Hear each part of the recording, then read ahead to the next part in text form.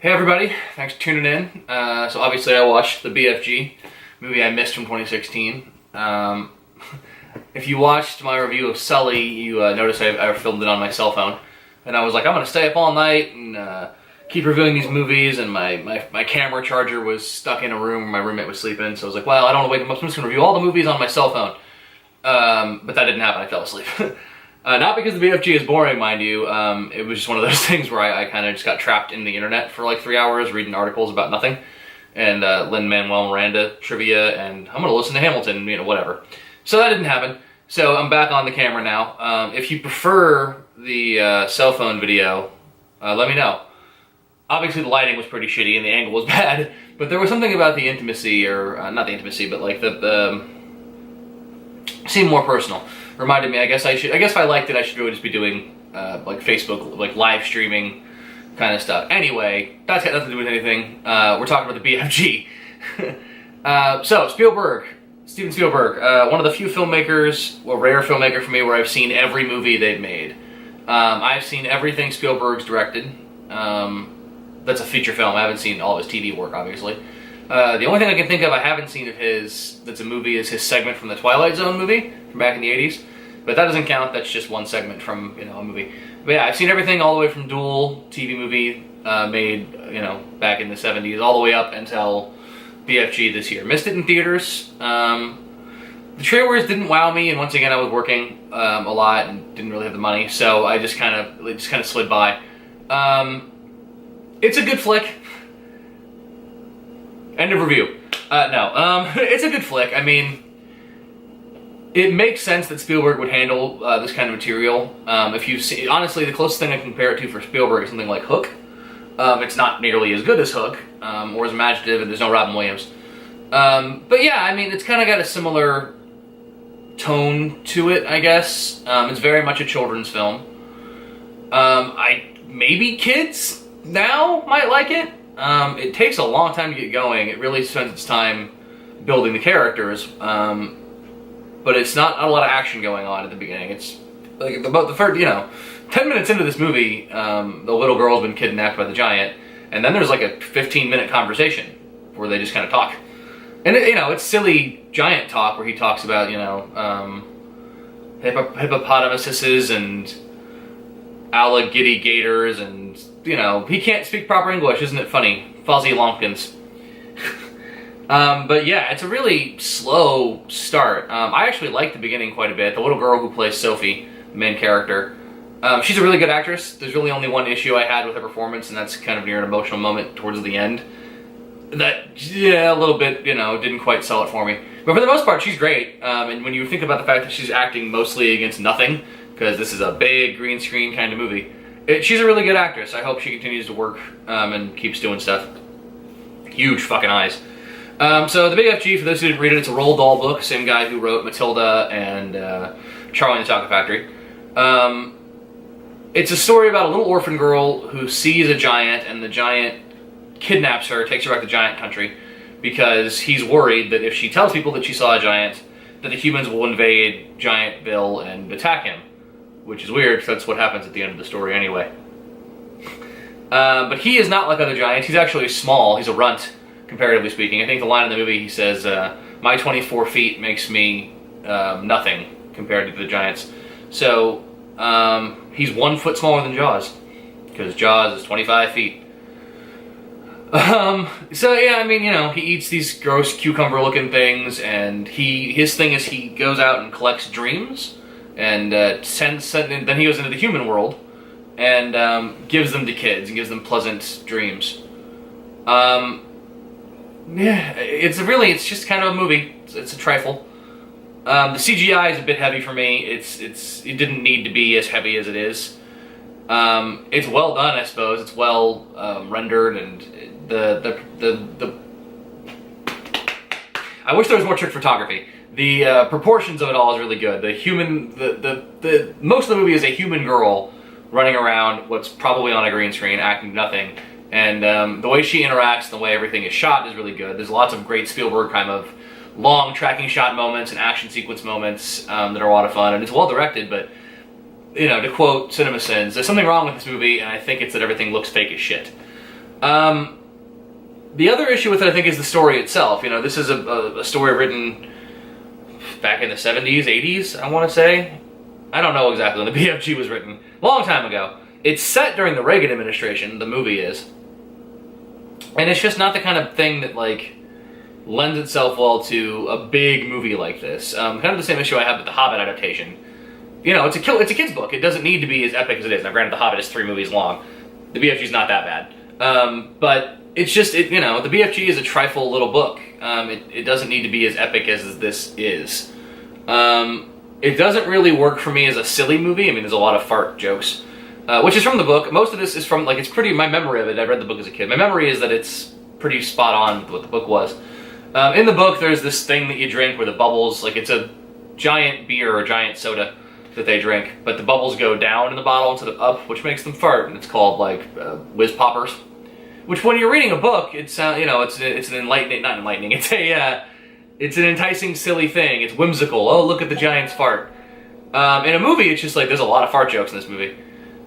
Including, you know, corgis farting, the queen farting, because the giant meets the queen. Spoilers. Yeah, I don't know. This is a strange movie. The script, I think, needed to have some work done on it.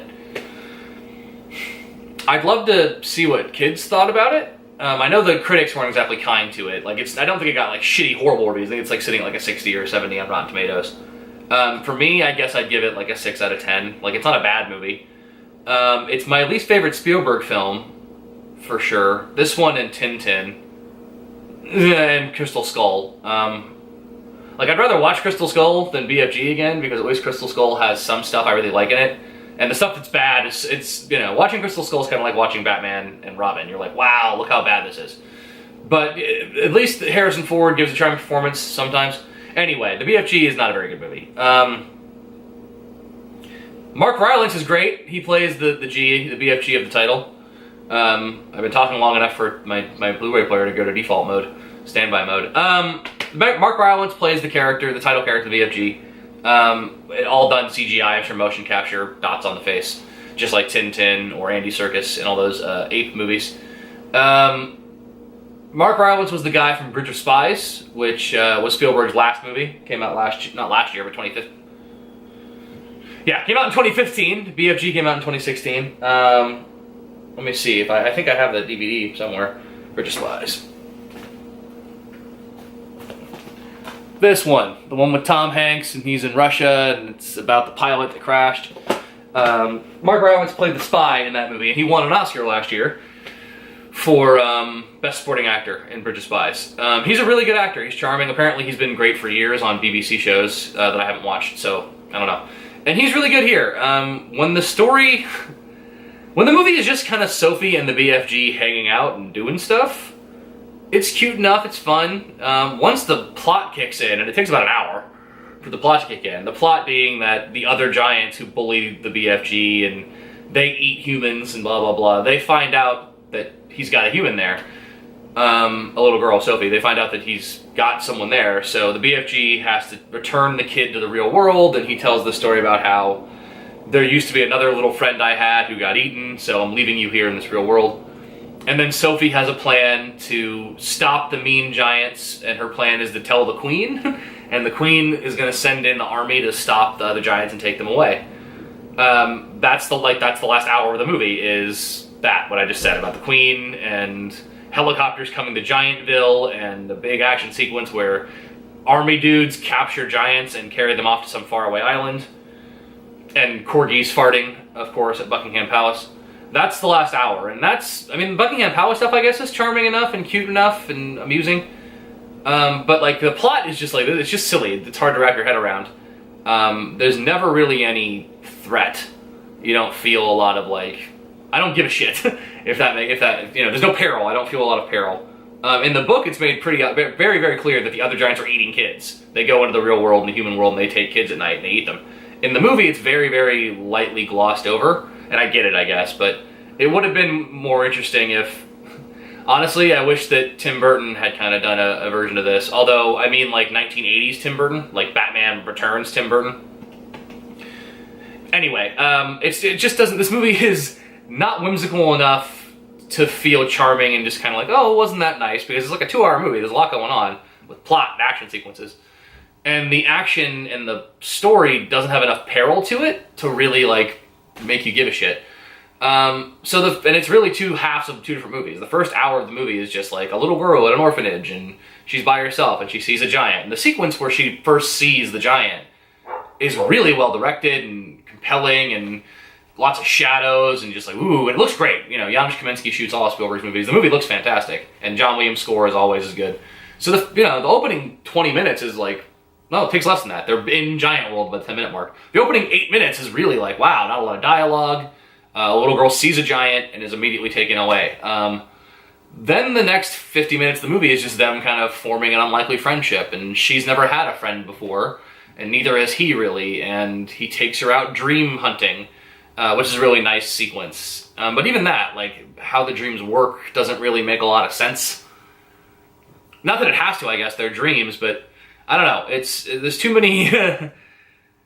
Whatever. The first half of this movie is a lark that's pleasant enough, but you're kind of waiting for something to happen. And the second half of the movie, where something happens, you don't really care, and it doesn't feel right watching helicopters, like Black Hawk helicopters, kidnap giants. It's very strange. Worth watching, I suppose, if you're a Spielberg fan or if you're a Roald Dahl fan. It's certainly a curiosity. It's the kind of movie that it's a little baffling the movie even got made. It's a Disney movie. It's Spielberg's first Disney movie, I believe. Big budget. It's not like a John Carter of Mars type of thing, or even Lone Ranger, where it's like, it lost all this fucking money and what a huge mistake. It just kind of is a little, just a little nothing of a movie. I guess the closest thing to compare it to would be The Good Dinosaur. Same kind of thing. Like, I liked The Good Dinosaur for what it was worth. I liked the BFG for what it's worth. Good Dinosaur has a similar kind of issue, where when it's taking itself seriously, it's amazing. Like, the effects are great, the story, the weight of, like, being lost and away from home, as rote as it is good. But the whole thing is just fucking silly. And those two things don't mesh very well. And I guess the BFG has the same problem, which is it's silly and a trifle and a total absolute nothing children's whimsical movie. And at the same time, Black Hawk helicopters, action sequences, what the hell. So, that's my review of Steven Spielberg's The BFG. If you liked it, if you didn't like it, let me know in the comments. Hit me up on Twitter if you feel like it, and I'll be back in a bit with my review of 31. Because Rob Zombie made a movie last year and I didn't know that. See ya.